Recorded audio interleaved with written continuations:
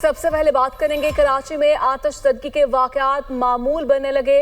आतिशज़दगी से 7 बड़े वाक़यात ने शहरियों को हिलाकर रख दिया। 8 जुलाई 2025 को एक्सपोर्ट प्रोसेसिंग जोन में तीसरे दर्जे की खौफनाक आतिशज़दगी, 4 फैक्ट्रियों की इमारतें ज़मीन बोस हुई। आतिशज़दगी का दूसरा बड़ा वाक़या भी EPZA में ही पेश आया। गोदाम में लगी आग बुझाने में 16 फायर टेंडर्स और 1 स्नार्कल ने हिस्सा लिया। 21 अगस्त 2025 में सदर में पटाखों के गोदाम में आतिशज़दगी से 6 अफराद जाँ बहक हुए थे। जबकि 9 सितंबर 2025 को नॉर्थ कराची सनती इलाके में फैक्ट्री में आग लगी थी और 4 दिसंबर 2025 को एक्सपोर्ट प्रोसेसिंग जोन में कपड़ा फैक्ट्री में आग लगी थी। और इस वक्त सानहा कराची में हम देख रहे हैं गुल प्लाजा सानहा, जिसमें अब तक 30 से ज़ायद अफराद ज़ख्मी हैं और 9 अफराद के जाँ बहक होने की इतलात हैं।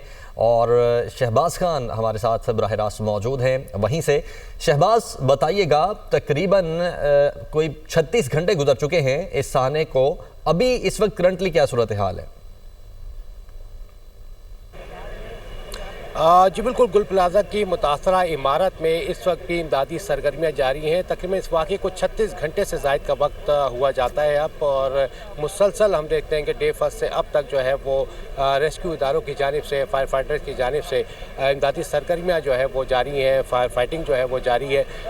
इस ख़तरनाक और अफसोसनाक वाक़े में अब तक 14 अफराद जाँ बहक हो गए हैं, जिनकी तस्दीक DIG साउथ असद रज़ा ने की है। और जाँ बहक होने वाले अफराद में बताया जा रहा है कि एक खातून भी है जो हफ्ते के रोज़ दम घुटने के बायस यहाँ से तशवीशनाक हालत में जिन ज़ख्मियों को मुंतकिल किया गया था, उनमें से 3 अफराद दौरान इलाज दम तोड़ गए थे। इसके अलावा कल से अब तक 11 अफराद की लाशों को निकाला जा चुका है, जिनमें से एक फायर फाइटर फुरकान भी शामिल है, जो कि दौरान रेस्क्यू ऑपरेशन बिल्डिंग मुनद्दम होने की वजह से मलबे में दब गया था, एक उसकी लाश शामिल है। इसके अलावा 3 अफराद के अज़ा जो है वो यहाँ से मिले हैं। इसके साथ साथ 8 मुकम्मल जो है वो लाशें यहाँ से बरामद हुई। मजमूई तौर पर जो है वो 14 अफराद इस अफसोसनाक वाक़े में जाँ बहक हो गए।